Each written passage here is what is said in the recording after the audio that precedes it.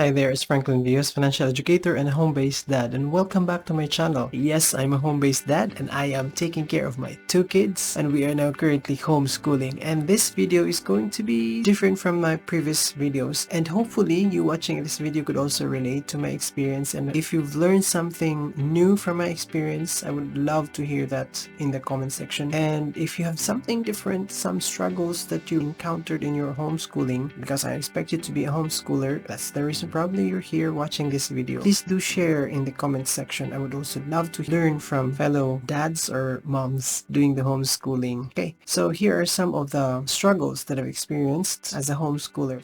The mindset towards homeschooling. Although I see the benefit of doing this, but of course you can't just get away from what you have been exposed to, the traditional schooling. I still have this little fear of failing in exams, although we're not yet required to do exams to give my student, my pupil, an exam. But what if she would be sent to an exam or a competition or something? Would she be able to ace it? Would she pass the exam? Yeah, that's part of it. When I was younger, there was this sort of pressure in making sure that your student would learn. Like, for example, based on my experience, I would hear teachers would say that if you don't study this, you might fail in the exam or something. If she did the traditional school, that she would also perform, like she would also be going home with ribbons and trophies and all. I know that's a very trivial thing. Looking back, learning is more important than ribbons and honors in school. You can't guarantee that all those people who've brought home ribbons and accolades in school have learned the value of learning for the sake of learning for the sake of fun. That's one thing. One of the many things I've admired homeschooling is to inculcate the idea that you can learn just for the mere purpose of learning and enjoying the process of learning, not because you need to pass an exam or you need to become an honor student. Expectation versus reality. Prior to the start of the school year, I really expected that once we have the schedule, I thought that it's going to be executed smoothly as scheduled. After that, I would have lots of time to balance my life. On my free time, after doing the lessons, I could automatically switch to doing my side hustles and build an empire business.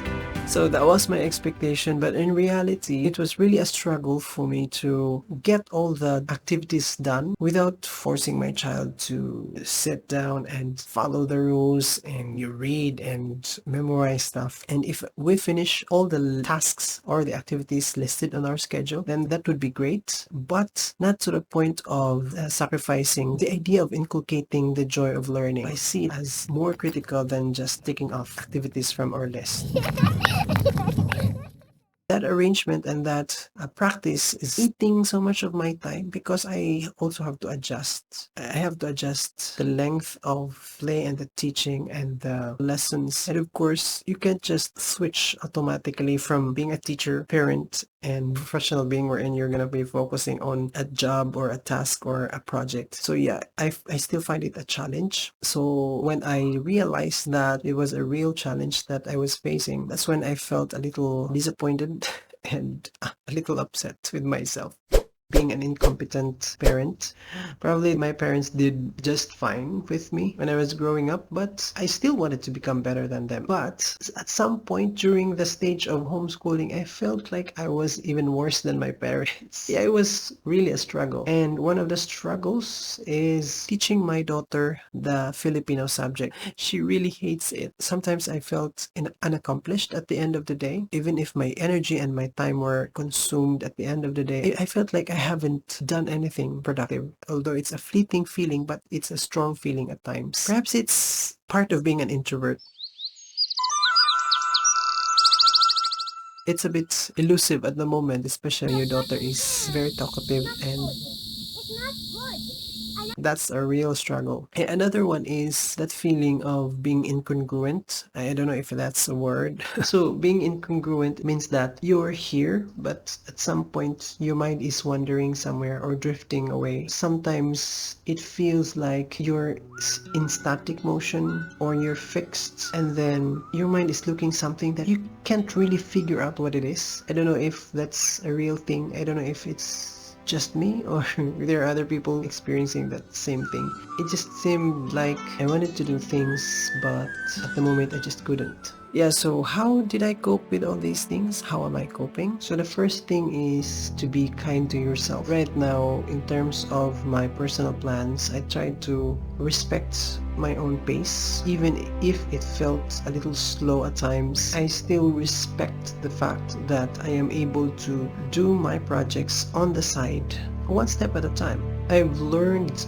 that progress is more important than perfection or the end of the goal. Once you're able to do something one step at a time, even if it's in a pace that you find a little slower than expected, you have to celebrate the milestone, because you have to respect yourself that you've also invested a lot of effort and time and energy on something that is important to you. I'm sure that one of the most important things you have right now is to make sure that your kids are learning well, are enjoying what they're learning, because you want to provide what's best for them, right? That's why you are into homeschooling. Yeah, that's being kind to yourself. Even if you have just a little time for yourself and for your side hustles and your business and your plans, just make the most out of it. Instead of simply complaining about how little time you have, instead of comparing yourself to others, you might see that other people have achieved materials in life and you may think that they have more than you have. Take your time and make the most of your time and focus on what you have at the moment instead of looking at other people and comparing with your own life. The most important thing that's made me cope these battles and struggles I'm experiencing is the practice of gratitude. I make it a point to have time in a day wherein I gather myself, I gather my thoughts and reflect on things, reflect about my day, what has happened throughout the day, and just be grateful for everything that has happened. Sometimes you just accept things as they are, the good, the bad, and just be present,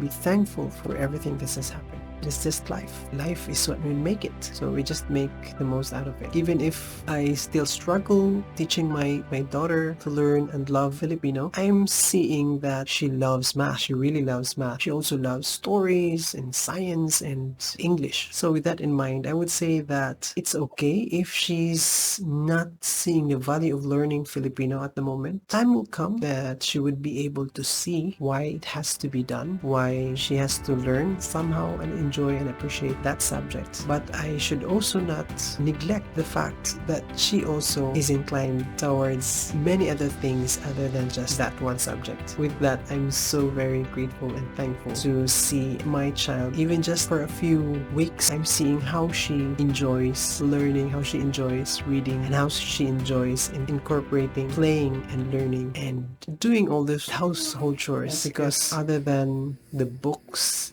the reading materials, it's also important that we teach our children how to function at home, to do house chores, and also to become responsible citizens. That's the goal of doing homeschooling. So good luck to your homeschooling experience, and I would love to hear your experience as well, your lessons. And if you haven't already, I invite you to subscribe to my channel. See you soon. Bye-bye.